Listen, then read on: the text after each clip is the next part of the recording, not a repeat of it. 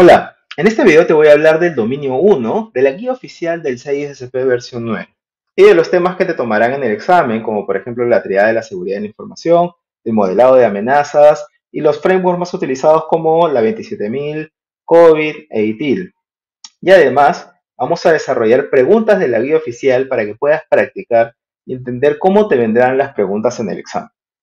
Todo el material que mostraré aquí viene de la guía oficial y no voy a tomar fuentes externas. Estas clases están pensadas para que las personas que no hayan podido obtener la guía oficial o se les dificulte la traducción del libro puedan acceder a la información y a las preguntas y las tomen como base para su examen o requieran reforzar sus conocimientos de seguridad de la información. Así que empezamos. Bien, comenzamos con el dominio 1, que trata sobre la gestión del riesgo y la seguridad, o Security and Risk Management. En este video desarrollaremos todos los temas contenidos dentro del capítulo 1.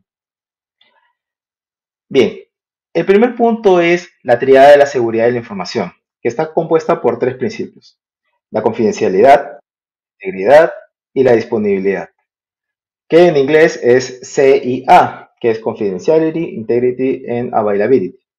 Empiecen a interiorizar estos puntos porque en nuestro día a día, en nuestros centros laborales, muchas veces se hace mención.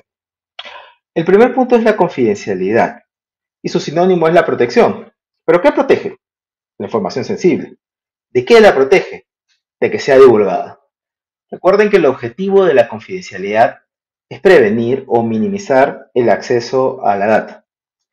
En la guía repiten en algunos momentos la palabra ineptitud, porque se refieren a errores humanos o acciones no deseadas, por lo que sería bueno que ustedes lo consideren como errores involuntarios de cara al examen.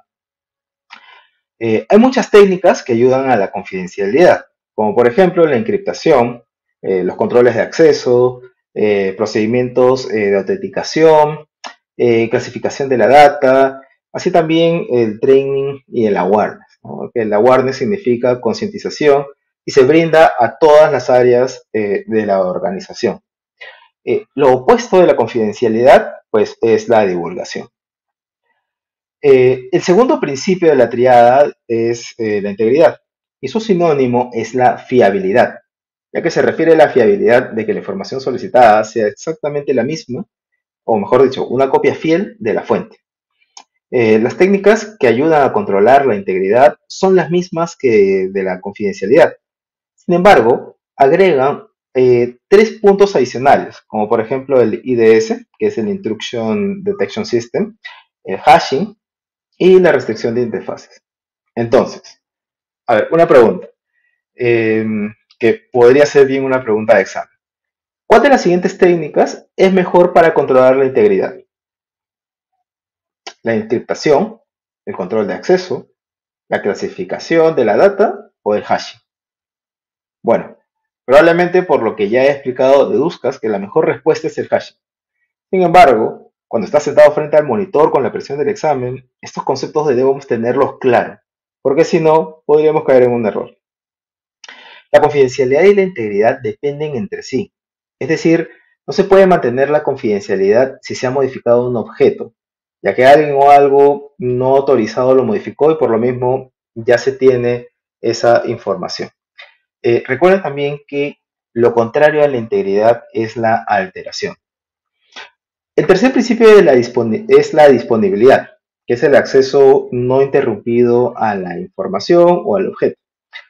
Las técnicas que contribuyen a mantener la disponibilidad son el monitoreo y el performance del tráfico de la red, controles de acceso también, uso de firewalls y routers para prevenir ataques de denegación de servicio, ¿no? O DOS. Implementar redundancias en sistemas que son definidos como críticos, ¿sí? Mantenimiento y pruebas de sistemas de backups y finalmente un adecuado diseño de sistemas que cuenten con la redundancia respectiva. Existen muchos factores que pueden atentar contra la disponibilidad, como por ejemplo un equipo que funciona sin disipadores de calor, cuartos de comunicaciones calientes, o por el contrario, puede haber una inundación que pueda generar cortes de energía, ¿no? La destrucción de la data es considerado lo opuesto a la disponibilidad. Consideren también que la disponibilidad depende de la integridad y la confidencialidad, por lo que sin ellas la disponibilidad no se podría mantener. Tenemos algunos conceptos adicionales que debemos conocer como el no repudio, por ejemplo, que significa que un usuario no puede negar la acción que realizó y esto se puede hacer a través del uso de un identificador, como por ejemplo el uso de un username. El concepto de identificación puede ser muy simple, pero también debemos conocerlo, ya que se puede usar para rastrear a un usuario. Otro concepto es la autenticación, que mediante una contraseña se puede demostrar ser el usuario que busca identificarse. Seguimos con la autorización, que define el permiso, es decir, a dónde o a qué ambientes se le permite el acceso al usuario. Otro concepto es la auditoría, que registra los eventos que genera el usuario. Y finalmente la accountability, que es el monitoreo del usuario registrado. Bien, aunque AAA es la abreviatura que se refiere a la autenticación, a la autorización y al accounting, es un concepto fundamental para la seguridad y abarca en realidad estos 5 puntos que acabo de exponer. Pero voy a tratar de poner de una forma más sencilla para que lo puedan recordar. El 6SP es un examen de mucha memoria, pero con esta presentación creo que podrán ayudarse a recordar estos items. A ver, la identificación la relacionamos con un user, y ya que sin esto el usuario simplemente no podrá ingresar a ningún sistema. Pero no necesariamente me refiero al username que ingresas en tu laptop o en un servidor. Un username también puede ser el badge que utilizas al entrar al edificio donde trabajas. Y me refiero con badge a una tarjeta de proximidad. Imagínate que pasas por la puerta principal del edificio, luego atraviesas el pasillo principal e ingresas al cuarto de sistemas. Todo esto con tu badge, ¿sí? Luego de eso entras al data center y 5 minutos después hay un corte de servicio. No habría forma de que puedas demostrar que no fuiste tú o que no estés en el grupo de sospechosos, ya que está la evidencia de que tu identificador ingresó por todos esos controles. Iguales en los sistemas informáticos. Bien, en muchos de los casos se requiere también que ingreses una contraseña o un password para que autentiques que realmente eres el usuario que quiere ingresar al sistema. Ahora, una vez ya identificado, el sistema te brindará la autorización para que puedas realizar las actividades donde se te es permitido, o sea, es decir, tu privilegio o un rol asignado. Luego viene el auditing o la auditoría, que es para registrar las acciones que en el momento tal vez no lo veas tan trascendental, pero en el futuro te servirá para saber quién hizo qué, incluso te puede servir para temas legales. Y estos registros son normalmente conocidos como logs. Finalmente viene la accountability, que es para monitorear muchas veces en línea las actividades del usuario. Bien, pasamos a los que son los mecanismos de protección. ¿Sí? Y estos debemos tenerlos en cuenta para proteger la data. ¿Sí? El primero es uno muy conocido, defensa en profundidad o defensa in depth, que sugiere que se agreguen varios controles en serie, ¿sí? Ya que si alguno falla, estará el siguiente control, por lo que la exposición será menor. Un ejemplo sería, por ejemplo, ¿no? Dos firewalls de dos marcas diferentes para diferentes ambientes. Entonces, si por alguna falla cae el primero, estará el segundo para reforzar la seguridad. ¿Sí? La abstracción, eh, que simplificas o se simplifica en el uso de roles para brindar el acceso a solo los objetos a los que el usuario tiene permisos. ¿Sí? El data hiding es el hecho de ocultar información, como cuando tienes carpetas ocultas en tu PC, ¿sí? Esa es una forma. Otra forma es el uso de esteganografía, ¿sí? Que significa esconder información en imágenes. Y al final está la encriptación, que de ella vamos a hablar bastante en el capítulo 9.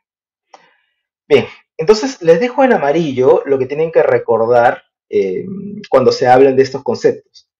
Por si acaso en el examen no les van a preguntar qué es defensa en profundidad, ¿no? Sino que les van a poner escenarios donde hablen de defensa en profundidad, por lo que es necesario que el concepto lo tengan claro. Y lo digo porque sí he visto preguntas de defensa en profundidad en el examen.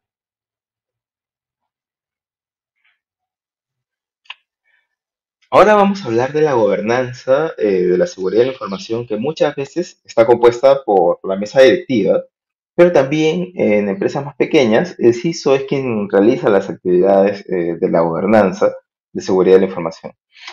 Estas actividades buscan comparar las políticas o controles de seguridad con las que cuenta la organización con fuentes externas.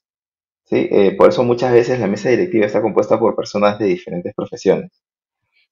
Algunas gobernanzas en las organizaciones están regidas por cumplimientos normativos o gubernamentales y otras por estándares internacionales como la 27001 o la 30001, por ejemplo. Ahora bien, deben ser evaluadas de tiempo en tiempo. ¿Sí? En muchas organizaciones la gobernanza se maneja a alto nivel, es decir, no son del todo rigurosos para cumplir con los controles o en algunos casos no se proponen tantos controles para este fin. Es más, en muchas organizaciones se considera como un control del área IT.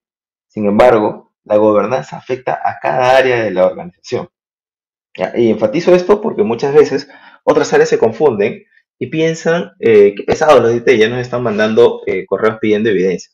Sin embargo, nosotros por la naturaleza de nuestras funciones solamente guiamos estos temas. Bien, a ver, gobernanza de proveedores. ¿Y qué me refiero con esto? Es que la gobernanza puede ser externa a través de un consultor contratado por la misma organización para medir niveles de cumplimientos con las normas, o internas por áreas creadas específicamente para auditar dentro de la organización.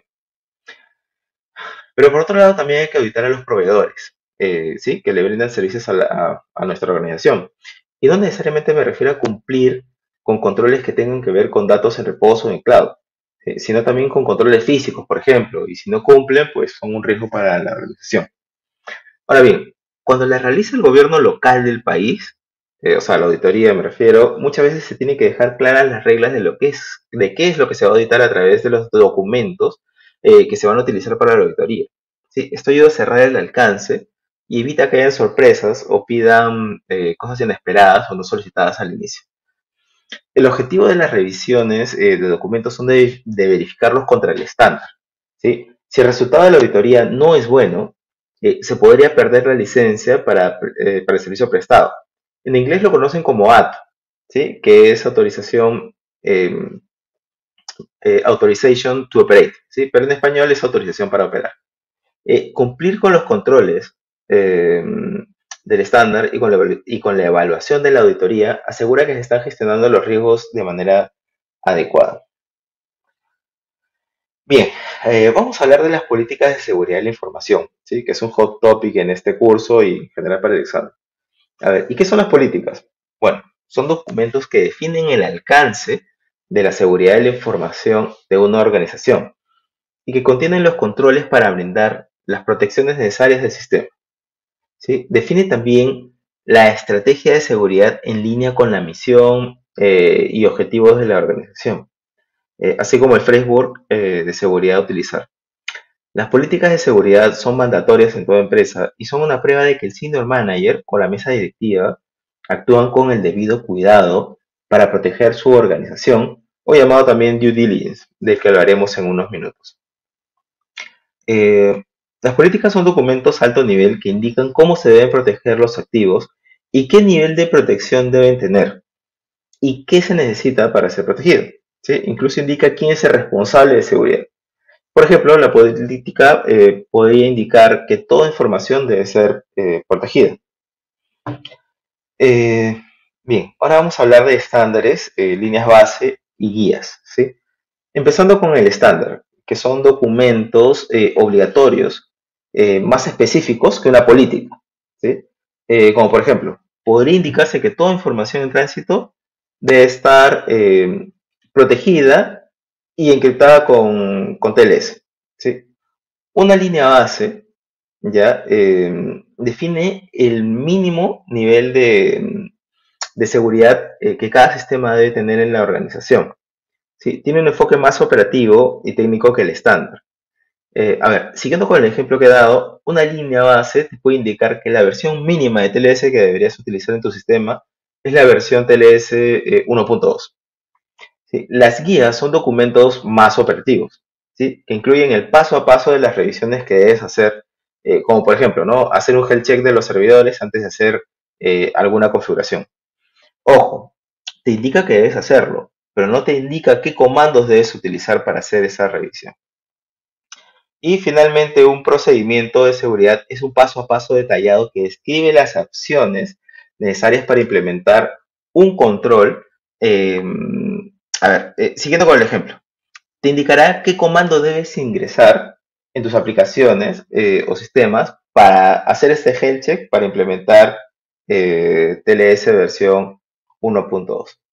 A ver, les voy a dejar una imagen ya para que les sea más sencillo recordar lo que acabamos de explicar.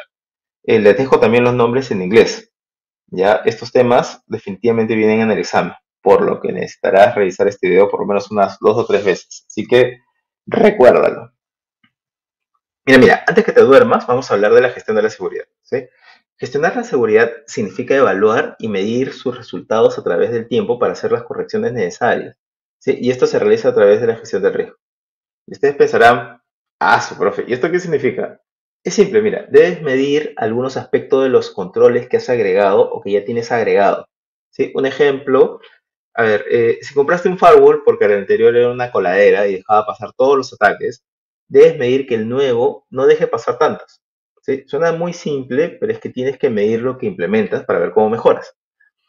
Bien, ahora, vamos a ver algunos puntos que son clave para el inicio de la gestión de la seguridad, como por ejemplo el alineamiento de la seguridad en la estrategia del negocio, los procesos de la organización, los roles y responsabilidades de la organización y los frameworks de controles de seguridad.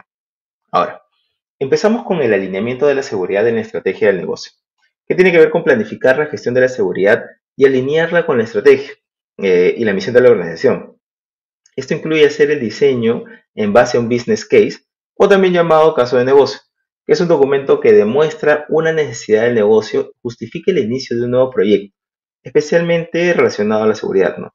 Y esto debe demostrar también que generará un beneficio en el que incluso se presentará cuál será el return of investment o el retorno de la inversión. Uno de los caminos más efectivos para abordar la gestión de la seguridad es el enfoque top-down. Se llama así porque el enfoque de la seguridad de la información empieza desde el senior manager hasta los usuarios finales. De hecho, el senior manager, o lo que él representa, como la mesa directiva, por ejemplo, es responsable por iniciar y definir las políticas de la información, ¿sí? Es responsabilidad del middle management de desglosar esta política en estándares, baselines, guidelines y procedimientos. Los security professionals son los que se encargan de implementar las configuraciones que se encuentran en la documentación que acabo de escribir y finalmente los usuarios finales o end users son los que deben cumplir con las políticas brindadas por la organización.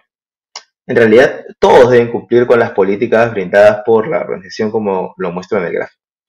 Sí, por si acaso, la gestión de la seguridad es responsabilidad del senior management o el CEO, no del área de IT. Ahora, debes recordar que el team o el departamento responsable de la seguridad de la información dentro de la organización debe ser autónomo, ¿sí? Este team debe ser liderado por el CISO, quien le reporta directamente al CEO o a la mesa directiva. ¿Sí? Le dejo en amarillo los cargos para que puedan relacionarlos, ¿sí? Como por ejemplo los security professionals deben bien o pueden bien ser los especialistas o analistas de seguridad de la información y los end users que son los usuarios finales.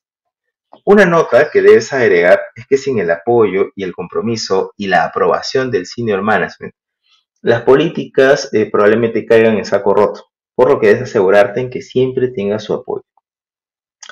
El equipo que planifica la gestión de la seguridad debe desarrollar 3 tipos de planes: el plan estratégico, el plan táctico y el plan operacional. Como ven en la figura, el plan estratégico tiene un horizonte de 5 años, el plan táctico tiene un horizonte de 1 año, siempre en línea con el plan estratégico, y el plan operacional puede ser o pueden ser proyectos más pequeños que duren 1 o algunos meses o trimestres completos, ¿no? También llamados QS, que se refieren a los cuartos. Eh, a ver, eh, ante la adquisición de una empresa o que la empresa absorba a otra, siempre es necesario pensar sobre el costo total de la propiedad, ¿sí? O sea, me refiero al costo de la vida útil de sus sistemas. porque bien podrías estar agregando a tus sistemas hardware o software que podría caducar o dejar de tener soporte muy pronto, ¿sí? Otro tema importante es el despido de un recurso, ya que se tienen que realizar las entrevistas de salida y firmar acuerdos de no divulgación, aunque muchas veces esto se realiza al ingreso del recurso a la organización como tal. ¿Sí? Recuerden que ni bien el recurso sea retirado, se le deben retirar también sus accesos. Ahora bien, la adquisición no se refiere exclusivamente a comprar otra organización o contratar recursos para que trabajen dentro de la organización, sino también se refiere al servicio de terceros para los cuales se les debe evaluar en los siguientes cuatro procesos, ¿sí? La evaluación en sitio, revisión de la documentación, revisión de sus políticas y realizarles una auditoría a través de otro tercero. A ver, respecto a la evaluación en sitio, se deben visitar las oficinas del tercero y entrevistar a su personal para conocer sus hábitos operativos.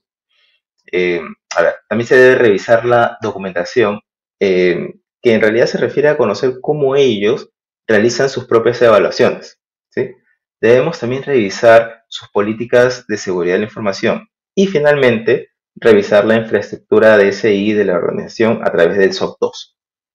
Por favor, tomen nota, ¿sí? El SOC 2 es un reporte para conocer los sistemas del proveedor y conocer también si los controles diseñados son los adecuados a sus sistemas.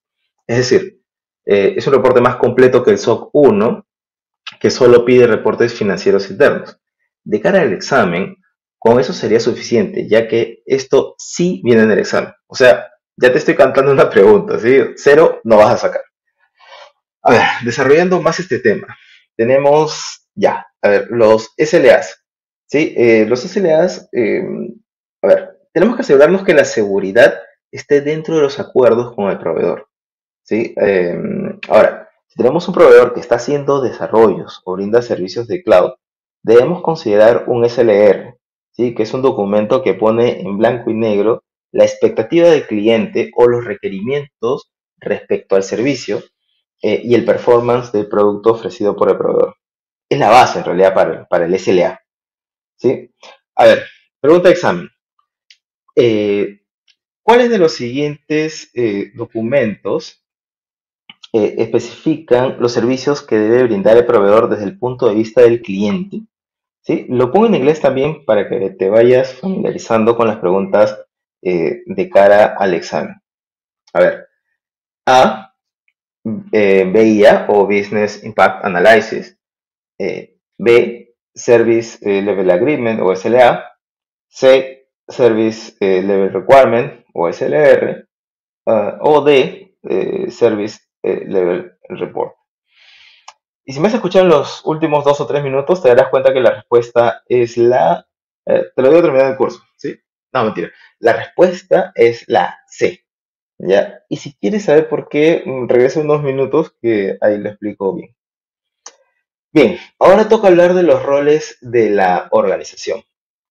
Y empezamos con el Senior Manager, que es quien firma las políticas de seguridad y es el mayor interesado en proteger los activos, bueno, en realidad sus activos, así como mantener el debido cuidado y debida diligencia para que se establezca la seguridad en la organización.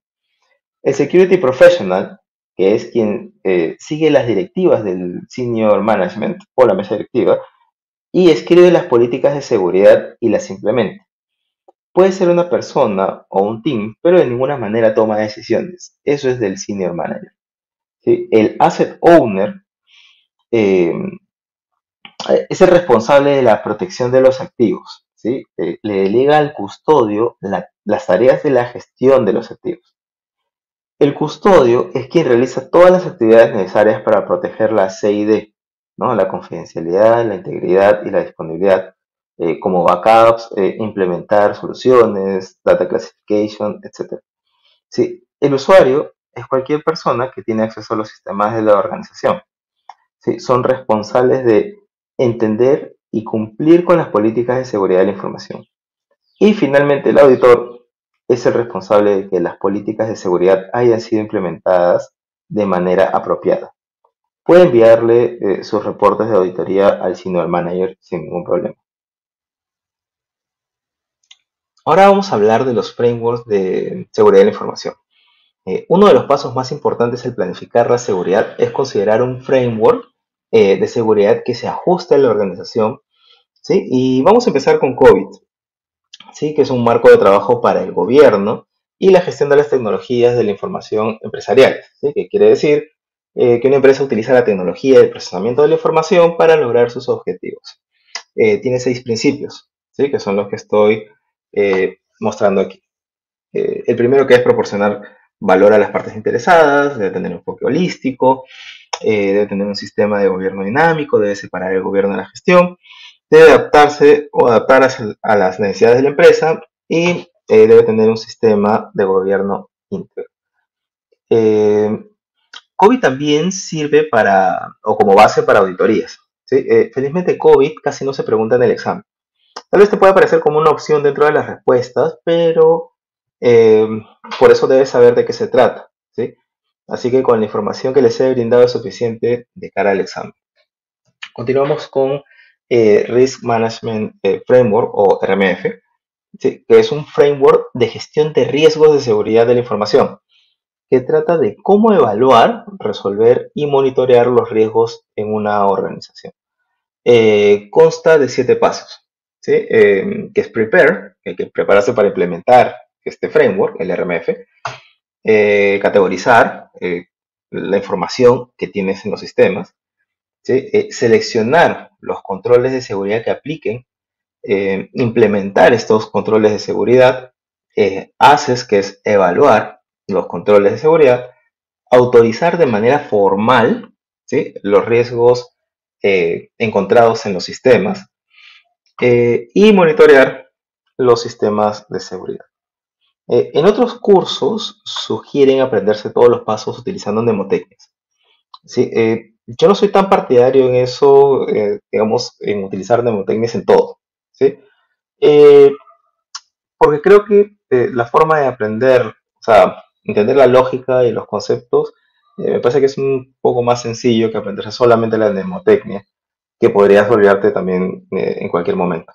Sin embargo, con la información que tienes aquí, puedes crear tu propia estrategia para poder recordar.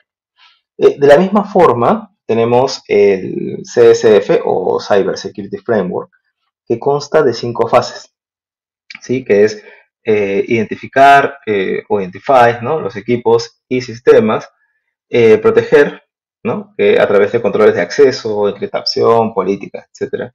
Detectar, que es monitorear sistemas, ¿no? Puedes monitorear usuarios, equipos, dispositivos, etcétera. Responder, que es tener un plan y hacer pruebas de respuesta ante incidentes.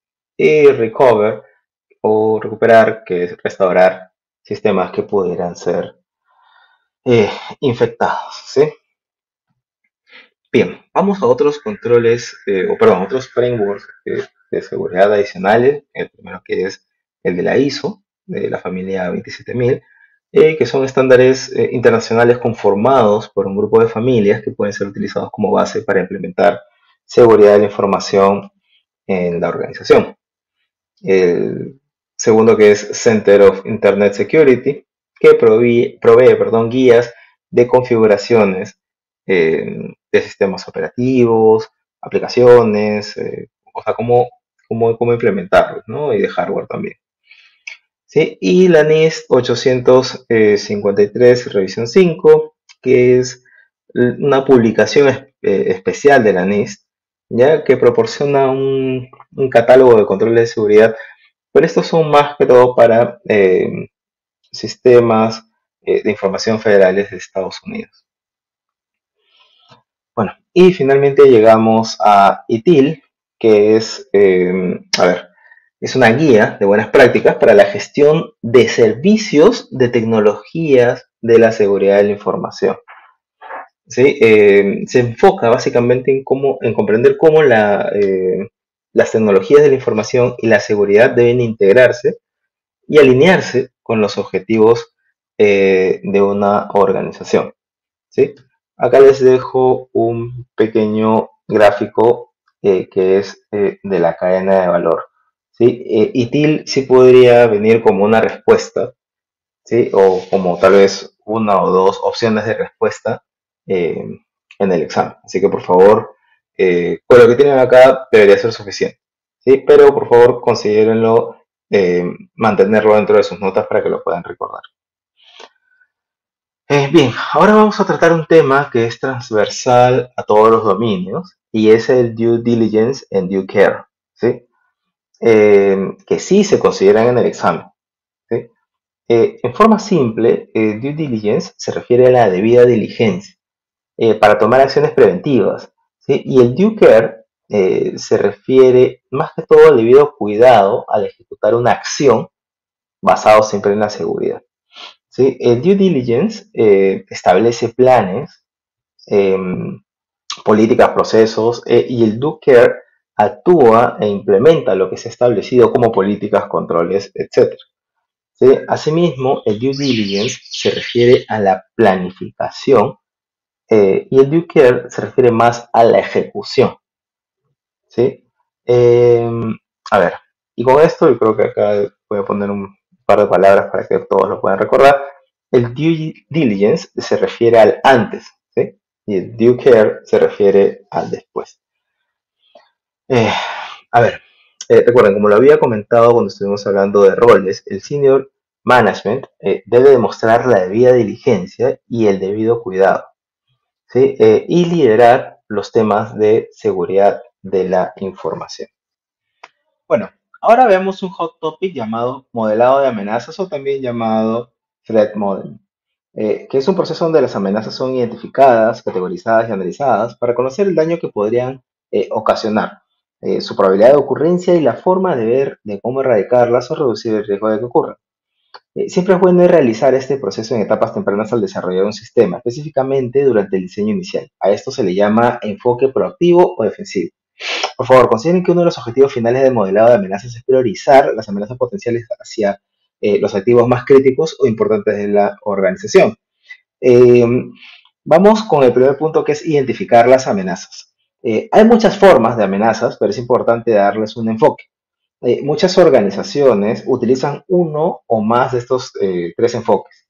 El primero es enfoque en activos, es decir, las amenazas que pueden dañar tus activos. El segundo es enfoque en atacantes, en el que se evalúa el por qué tu organización sería un blanco para que los ataquen. ¿Cuál sería el motivo? Y el último punto, que es el enfoque en software, en donde si la organización desarrolla software, debería considerar las posibles amenazas en su entorno. Bien, al momento de categorizar las amenazas, siempre ayuda a utilizar una guía de referencia. ¿Sí? Microsoft desarrolló una categorización de amenazas conocida como STRIPE, que es el acrónimo de Spoofing, Tampering, Repudiation, Information Disclosure, Denial of Service y Elevation of Privilege. Empiezo con Spoofing. Sí, que es el ataque que busca obtener acceso a los sistemas a través del uso de una falsa identidad. El segundo, que es el tampering, que es la manipulación de la data, ya sea en reposo o en tránsito. ¿Sí? El siguiente, que es repudiation, que es negar una acción que el atacante realizó. ¿Sí? Information disclosure, que es revelar información sensible, privada o confidencial. Denial of Service, que es utilizar un bot o varios para saturar el sistema de una organización. Y finalmente Elevation of Privilege, que es obtener acceso tipo admin desde un usuario con pocos privilegios. ¿Sí? Otro método o metodología para identificar amenazas es PASTA, ¿sí? Que tiene su acrónimo en inglés y que es una simulación que realiza la misma organización. Este consta de 7 pasos. ¿Sí? El primero, que es definir los objetivos, ¿sí? Que detalla cuáles son los objetivos del negocio, los requerimientos de seguridad e impactos en caso el software falle. El segundo, que es definir el alcance técnico, ¿sí? Establece los límites eh, para determinar los recursos que están dentro de. ¿Sí?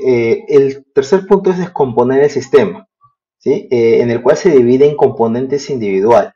¿Sí? Permite la mejor forma de ver cómo atacar el sistema. El cuarto punto es analizar las amenazas. ¿Sí? O sea, se establecen las razones del por qué y cómo se pueden realizar estos ataques al sistema. ¿Sí? El quinto punto es conocimiento de vulnerabilidades, ¿sí? Y considerando los pasos previos, se deben identificar cuáles son las fallas del sistema. En este caso, sí se requiere un poquito de experiencia técnica.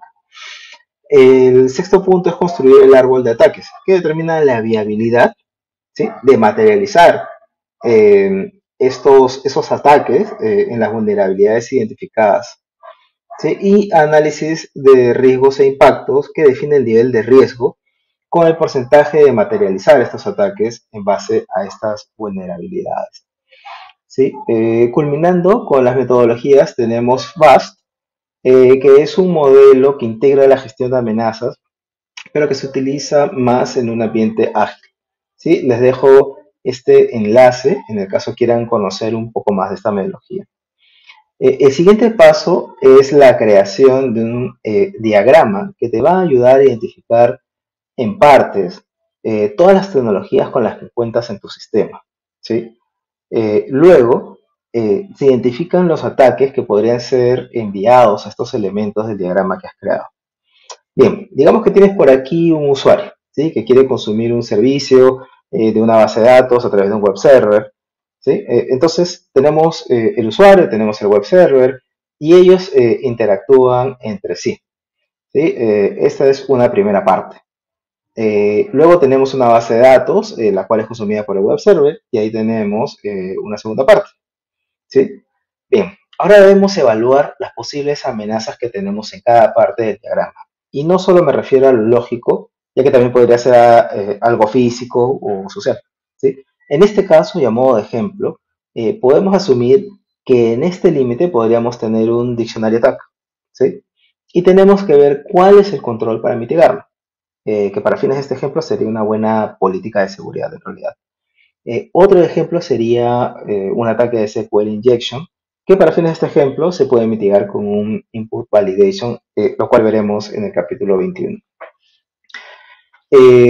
Hay 5 conceptos que debemos identificar en el proceso de descomposición, ¿sí?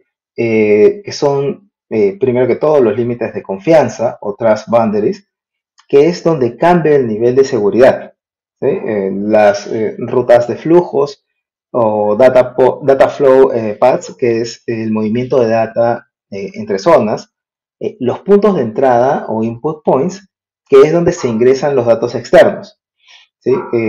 Adicionalmente están las operaciones privilegiadas, ¿sí?, o privileged operations, que es cualquier actividad que requiere privilegios, y finalmente los detalles sobre la postura de la seguridad, en donde se consideran las políticas de manera transversal a los sistemas de la información, ¿sí? Ahora bien, como había comentado hace unos momentos, luego de hacer este análisis, se debe priorizar qué o cuáles amenazas podrían ser las que pueden impactar más en la organización. Para eso está la técnica de probabilidad de impacto, ¿sí? En el cual le agregas una severidad a cada amenaza que has encontrado, ¿no? Normalmente la puedes puntuar desde 0 al 100, siendo el 100 el número más crítico, ¿sí? También se puede utilizar la técnica DRED, ¿sí?, que está basada en 5 preguntas, ¿sí? La primera, que es Damage Potential, que pregunta cuál es el daño potencial que generaría la amenaza si es que se llega a realizar. Reproducibility, que pregunta qué tan complicado es que el atacante lo reproduzca, ¿sí? La explotabilidad, ¿sí?, o exploitability, que pregunta qué tan difícil es que se realice el ataque. La siguiente pregunta es Affected User, que pregunta cuántos usuarios serían afectados por el ataque. Y finalmente, el Discoverability, que pregunta qué tan difícil es que el atacante pueda descubrir la vulnerabilidad. Bien, y pasamos a la parte de Supply Chain Management, que trata de que todos los proveedores en la cadena de suministros sean confiables, ya sea proveedores de hardware o ya sea proveedores de software, ¿sí? A ver, en esta parte, el supply chain en realidad puede ser un vector de ataque, ¿sí? Cuando el hardware o el software hayan sido obtenidos de fuentes dudosas. En caso de que sea posible, hay que solicitar las evidencias de requisitos mínimos de seguridad del proveedor. Lo que hablamos hace unos minutos respecto al baseline, ¿no? Hay que cumplir con los requisitos mínimos de las políticas, ¿sí? Y se debe considerar un SLR, ¿sí? Un Service Level Requirement, que, como habíamos comentado hace unos minutos también, son las bases del SLR. En este punto, tenemos que asegurarnos que el proveedor se obligue a cumplir con estas expectativas del servicio, ¿sí? Y del performance contratado. Bien, ya hemos llegado al final de este capítulo, así que ahora vamos con lo que más estabas esperando, ¿sí? Las preguntas para poner a prueba lo que has aprendido en esta clase, ¿sí? Y recuerda que estos conceptos te van a ayudar durante todas las demás clases que estamos brindando. Bien. Primero que todo, estoy poniendo las preguntas en inglés y en español. Si consideras que solamente la pregunta te va a venir en un idioma, pues la pregunta va a ser más pequeña, ¿sí? Entonces, vamos a empezar con las preguntas. Ya, recuerda que estas preguntas son de la guía oficial, ¿sí? No son creadas por mí, ¿ya? Así que yo te las voy a ir diciendo y al final vas a tener una última diapositiva con las respuestas de cada una, ¿sí? Entonces, a ver, la primera pregunta es, confidencialidad, integridad y disponibilidad son vistos como los objetivos primarios de una infraestructura de seguridad. ¿Cuál de las siguientes no es considerada una violación de la confidencialidad? La opción A es robo de contraseñas utilizando un keylogger. La opción B es escuchar a escondidas las comunicaciones de redes inalámbricas. La opción C es destrucción de hardware causado por un incendio provocado. Y la opción D es ingeniería social que engaña a un usuario para que proporcione información personal a un sitio web falso. Ponle pausa un segundo para que puedas seleccionar tu opción. Vamos con la segunda pregunta. A ver, el gobierno de la seguridad requiere una comprensión clara de los objetivos de la organización como los conceptos centrales de la seguridad. ¿Cuál de los siguientes contiene las metas y objetivos principales de la seguridad? A. Perímetro de borde de una red. B. La triada C y D. C. Servicios AAA. D. Asegurarse de que las actividades de los objetos se registren.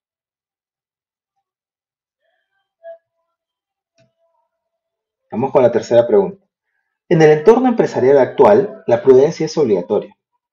Mostrar la debida diligencia y el debido cuidado es la única forma de refutar la negligencia en una pérdida. ¿Cuáles de las siguientes son afirmaciones verdaderas? ¿Sí? Elige todas las que correspondan. A. La debida diligencia consiste en establecer un plan, una política y un proceso para proteger los intereses de una organización. B. El debido cuidado es desarrollar una estructura de seguridad formalizada que contenga una política de seguridad, estándares, líneas base, pautas y procedimientos. C. La debida diligencia es la aplicación continua de una estructura de seguridad en la infraestructura de TI de una organización. D. El debido cuidado es practicar las actividades individuales que mantienen la seguridad. No olvides ponerle pausa un segundo para que puedas ir por tu respuesta. Cuarta pregunta. Un equipo de desarrollo está trabajando en un nuevo proyecto. Durante las primeras etapas del desarrollo de sistemas, el equipo considera las vulnerabilidades, las amenazas y los riesgos de su solución e integra protecciones contra resultados no deseados. ¿Qué concepto de modelado de amenaza es este? Casa de amenazas, enfoque proactivo, enfoque cualitativo, enfoque adversario. De hecho, lo hablamos hace unos minutos. Ponle pausa, por favor, para que selecciones tu opción, para que selecciones tu respuesta. Vamos con la quinta y última pregunta. Siempre que una organización trabaje con un tercero, se deben aplicar sus procesos de gestión de riesgos de la cadena de suministro. Uno de los requisitos comunes es el establecimiento de requisitos mínimos de seguridad del tercero. ¿En qué deberían basarse estos requisitos? A. Política de seguridad existente. B, auditoría de terceros, C, evaluación in situ, D, resultados de análisis de vulnerabilidades. Ponle pausa para que escojas tu respuesta, ¿sí? Y vamos hacia la respuesta.